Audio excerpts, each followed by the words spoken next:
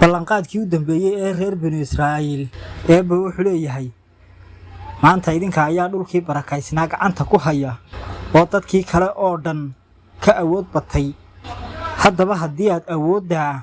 dhanka wanaagsan u adeegsataan waa mid idin fiican laakiin haddii aad ka miistaan halkii aad ka miisi jirteen ee fasahaadka annaguna waxaanu ka miisaynaa dhankii aanu idin ballan qaadnay waxa uu yidhi haddii aad ficiladiina iyo hadalladiina ku wanaagsanaataan maxaa yeelay abaalkiinu wuu idin soo noqon doonaa haddaad xumaan samaysaanna cadaabkii wuu idin soo noqon doonaa in la idin duleeyo oo la idinka adkaado si ay wejiyadiina uga muuqdaan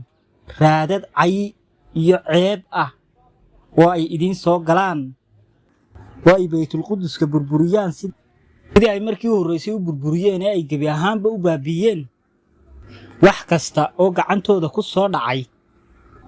liibaantu waxa ay raacdaa wanaagga khasaaruhuna waxaa raacaa caasiyiinta iyo kuwa ilaahay ka fogaaday taasina waa mid ka mid ah shuruucda rabbi taasina waa mid ka mid ah shuruucda eebbe ee xigmadda ee wax walba og ee aan marnaba fashilmin lana bedeli karin ruuxii xumaanta falaya hadduu marka hore xumaanta u celiyo dadkii lahaa waa sida ugu mudan ee mu'minku in uu la dagaalamo xumaha ah wejiyadu waa muraayado dushooda waxaa ka muuqda xanaaqa nafaha iyo niyadda ku jira magacyaalka dushooda wejiga laga akhriyaa oo halkaas laga dheehdaa